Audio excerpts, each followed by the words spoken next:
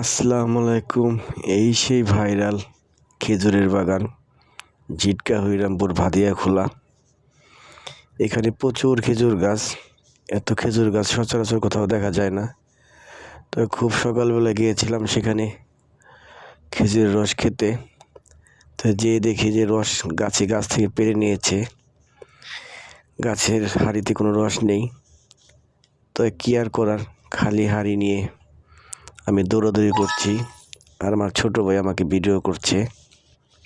তো সবাইকে একবার আমন্ত্রণ ভাদিয়াখোলা এই খেজুর বাগানে ঘুরে আসার জন্য, যেহেতু শীত প্রায় চলে গেছে। তো সবাই একবার এসে ঘুরে যাবেন।